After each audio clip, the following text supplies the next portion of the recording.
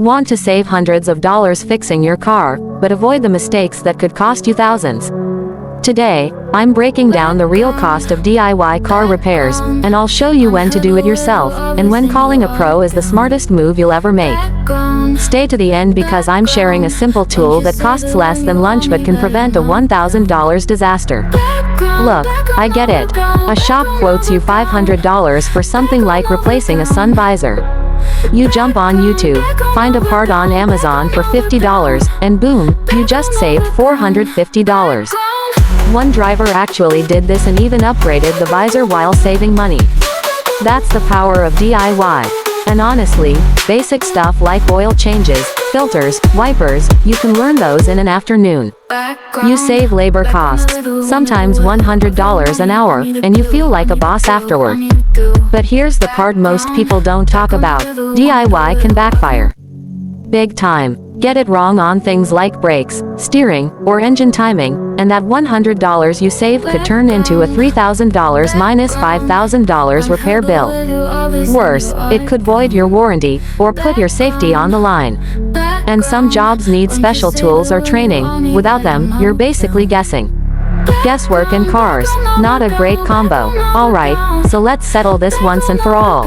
When should you DIY, and when should you call in the pros? Repair that could be done by DIY. 1. Oil changes, DIY. 2. Air filters change, DIY. 3. Wipers change, DIY. 4. Easy DIY brake pad change, DIY. 5. Spark plugs replacement, DIY. Repair that should be done by a pro. 1. Electrical issues, a pro. 2. Major engine repairs, a pro. 3. Transmission work, a pro. 4. Safety systems, a pro. 5. No tools or zero experience, a pro. Low risk, low cost jobs. DIY is better. But when it comes to things that keep the car moving safely or cost thousands to fix if you mess up, that's pro territory. One guy online bragged about saving $400 by swapping his brakes. Another, he tried a timing belt himself, and ended up with a $4,000 engine rebuild.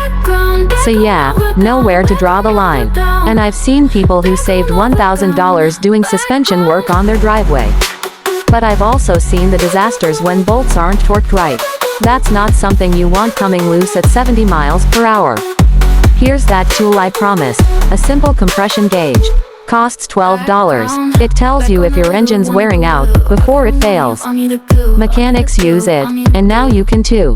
This one tip alone can save you thousands by spotting problems early. So here's the bottom line. DIY can save you big money, but only if you know where to draw the line.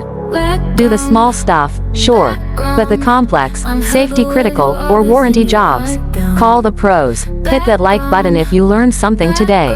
Comment, DIY checklist, if you want me to make a full guide on what you can safely fix yourself. And hey, if you haven't seen my video on what happens if you never change your engine oil, watch it next. It might just save your engine.